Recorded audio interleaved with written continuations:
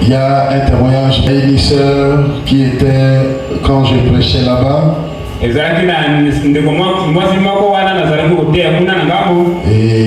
elle a des grossesses. Et toutefois, quand elle a des grossesses, il y a des problèmes.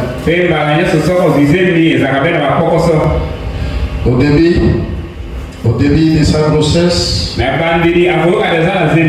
non, au début, quand elle a su qu'elle a la grossesse, j'étais là. Il m'a dit, pasteur, priez pour moi. C'est toutefois, il y a les grossesses, mais après tout, c'est sorti. On a prié, j'avais aussi oublié. Les choses qui s'est passées. Quand je suis allé ces derniers moments,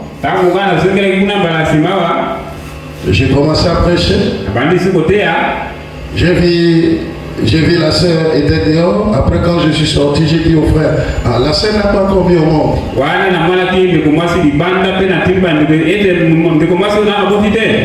Il m'a dit, pasteur, la sœur a fait 10 mois avec la grossesse.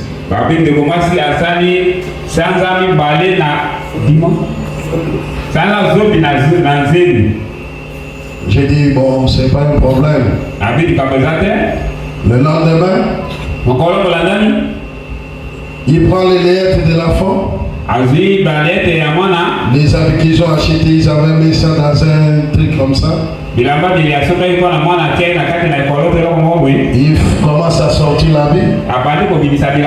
Ils ont trouvé plein des histoires, c'est-à-dire des histoires qui sont dans les poissons là, quand c'est pourri.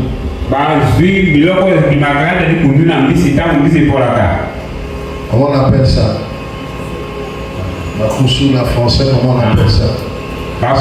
C'est sorti beaucoup dans les habits. Ils m'ont appelé. Ils m'ont dit, pasteur, voilà le phénomène qui se passe. Voilà ce qu'on a eu beaucoup dans la vie de l'enfant. Ils étaient un peu effrayés là. Je l'ai dit, tous les animaux. Tous les animaux. Tous les insectes. Tout ce que Dieu a créé. Ça a aussi une signification. Ces histoires-là, on peut dire que ce sont de mauvaises choses, c'est un mauvais esprit. Mais dans les zodiacs, cette petite fourmi-là, il a aussi un signe. Et si on peut t'expliquer, ça peut être que c'est quelque chose de bien. Je l'ai dit que quand si j'entre dans les zodiacs et je t'explique pourquoi cette fourmi-là, ça peut être quelque chose de bien, comme ça peut être quelque chose de mauvais. Mais il y a une chose que je peux te dire, tout ce que tu as créé, il peut l'utiliser. Amen. Il a eu la foi, ça. Je suis venu, j'ai prié. Ils n'avaient rien.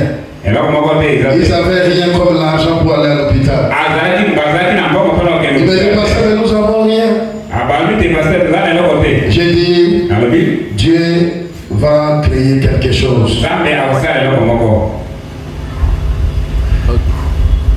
La sœur devait aller à l'hôpital. Elle s'est sentie qu'elle devait aller accoucher. Le frère avait quelqu'un qui lui devait de l'argent. Le frère a dit, bon, je crois ce que le pasteur a dit.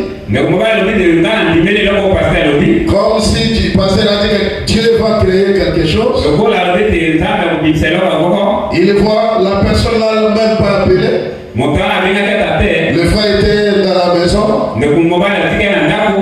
assis, découragé, abattu, désespéré. Il a dit, bon, je peux prendre mes habits pour aller vendre ça et tout.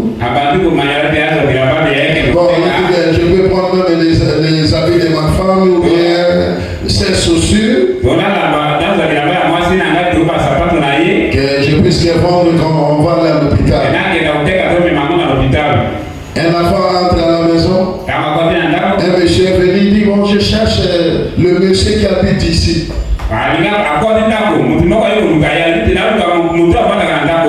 Et la femme dit, ok, il est dedans. Je vais l'appeler. Il dit, papa, il y a quelqu'un qui te cherche dehors. Il sort. Il dit, ah, ça peut être quelqu'un que je le dois. C'est ce qu'il est venu me chercher. Avec tous les problèmes que j'ai, il vient encore me chercher. Est-ce que c'est pas quelqu'un que je le dois de l'argent? Il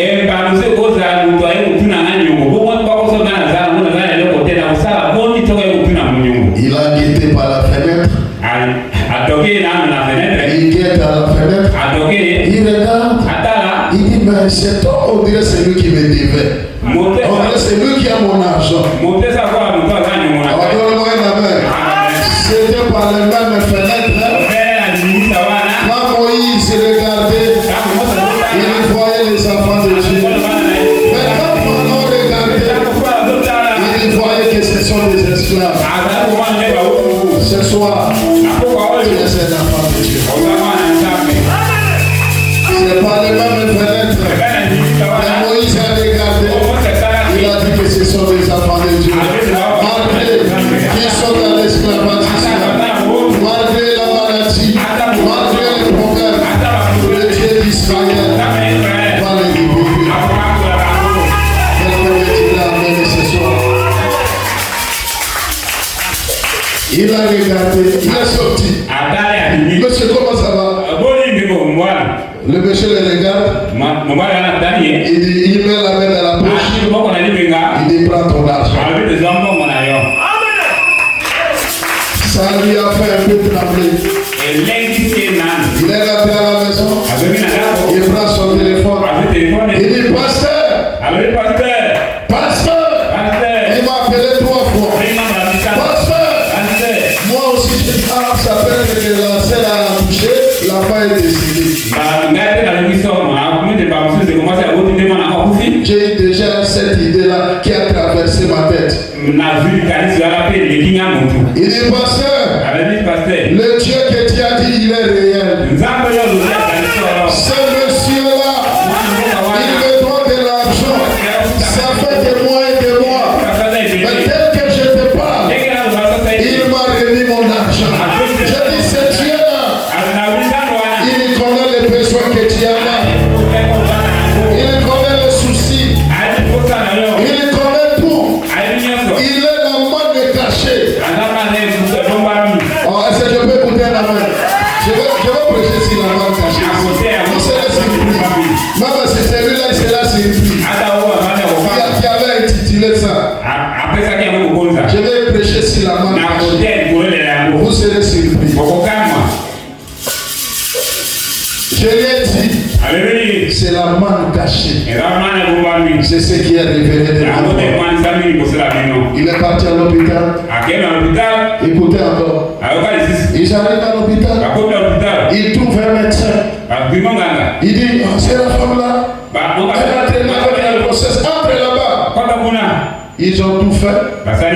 Les frères ont payé que 5 000 au lieu de 50 000 francs. Je lui ai dit, aimez Dieu.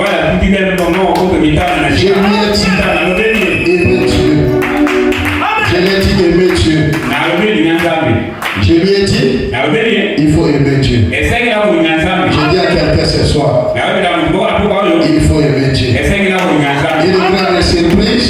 Un témoin de Jéhovah m'a donné une Bible. On m'a donné une Bible. Un témoin de Jéhovah. J'ai dit merci à Dieu. Bon, ça, je garde ça. Ce sont des traductions qui sont un peu différentes. Ce n'est pas comme d'autres Bibles. Ils ont traduit ça par leur conception. C'est-à-dire qu'ils ont traduit ça par leur foi.